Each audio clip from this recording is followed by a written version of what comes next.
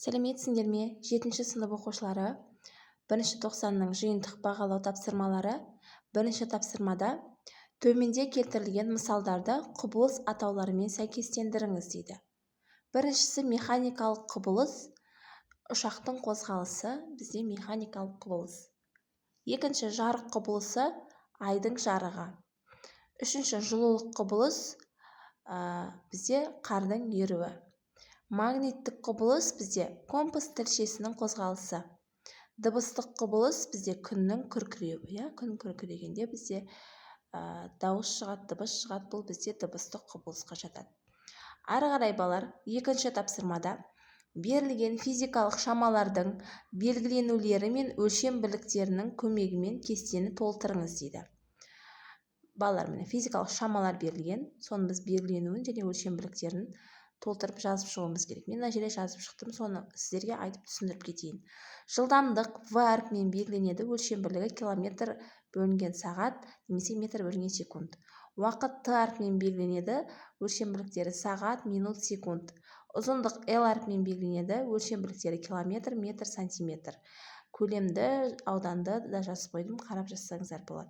Ары қарай 3-ші тапсырма, келтірілген мысалдарды скаляр немесе векторлық шамаға бөліп жазыңыз дейді балалар.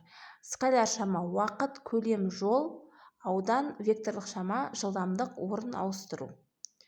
Ары қарай келесі 4-ші тапсырмада А тапсырмасында төмендегі сандарды стандарт түрде жазыңыздар дейді балалар. Қараңыздар, біріншісі 3 көбейтілген 10-ның 9 дәрежесі болады. Екіншісі 5640, бізде 5,164 көбейтілген 10-ның 3 дәрежесі. 1,125 көбейтілген 10-ның минус 3 дәрежесі болады. Ары қарай 2 көбейтілген 10-ның минус 8 дәрежесі болады. Б тапсырмасында бос орындарды толтырыңыз дейді балалар. 9 көбейтілген 10-ның 6 дәрежесі байт, бізде 9 мегабайт болады. Мына жерде 6 мм дегеніміз 6 көбейтілген 10-ның минус 3 дәрежесі метр болады.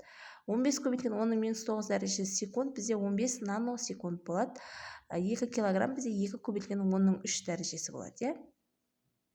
Ары қарай балалар, келесі 5-ші тапсырмада суретті қараңыз дейді. Өшіргіштің ұзындығын, өлшеу қателігін есепке ала отырып жазыңыздар дейді балалар. 5-ші тапсырмада міне сызғыштың үстінде өшіргіш тұр. Енді осыда біз А тапсырмасында сызғыштың бөлік құнын мен өлшеу қателігін анықтауымыз керек. Ең алдымен бөлік құнын тауып алайық балалар. Бөлік құны С деп белгілейміз. С тең кез келген 2 аралықты аламыз. Яғни мен 3 пен 2-ның аралығын алдым. 3-тен 2-ні азайтамыз. 3 пен 2-ның арасында неше сызық бар? 10 сызық бар. Сонда 10-ға бөлеміз. Сонда жауабы 0,1 сантиметр шығады. Енді ең үлкен қателік дегеніміз бөлік құнының жартысына тең. Сонда 0,1-ді 2-ге бөлеміз. 0,105 сантиметр болады. Енді Б-да өшіргіштің ұзындығын есептеңіздер дейді балалар.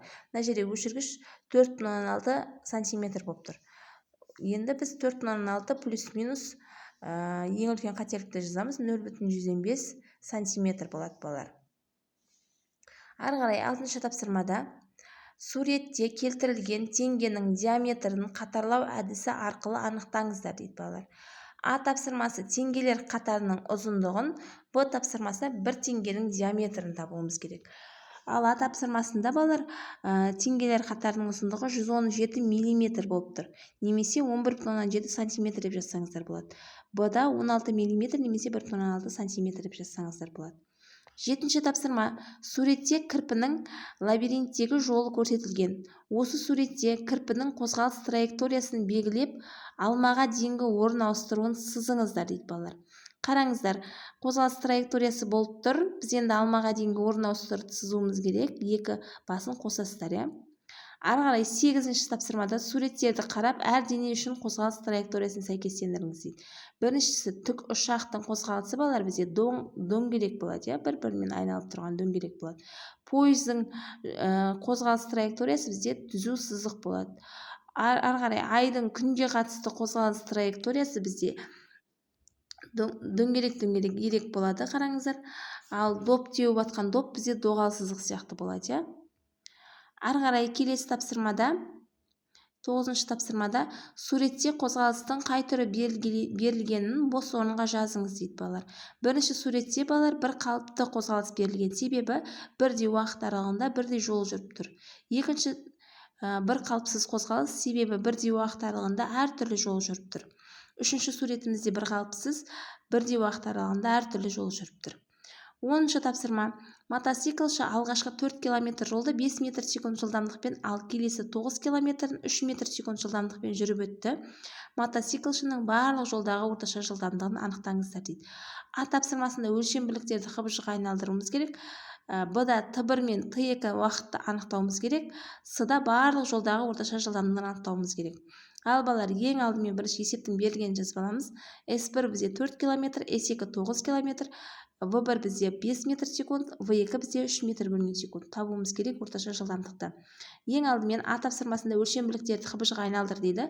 4 километрді 9 километрді метрге айналдыруымыз керек. 1 километрде 1000 метр бар, сонда 4000 метр, 9 километрде 9000 метр болады. Б-да Т1 және Т2-ні анықтаңыздар дейді. Т1 тең S1 бөлінген В1 деген формуламен анықтаймыз. Яғни 4000 метрді бөлеміз 5 метр бөлінген секундқа, жауабы 800 секунд шығады. Т2 тең S2 бөлінген В2 деген формулаға саламыз. 9000 метрді бөлеміз 3 метр бөлінген секундқа, жауабы 3000 секунд шығады. Орташа жылдамдықты табуымыз керек. S1-ге S2-ні қосып бөлеміз Т1 қосылған Т2-ге. Сонда 4000 метрге 9000 метрді қосамыз, бөлеміз 800 секундқа қосамыз 3000 секундты. Ары қарай 11.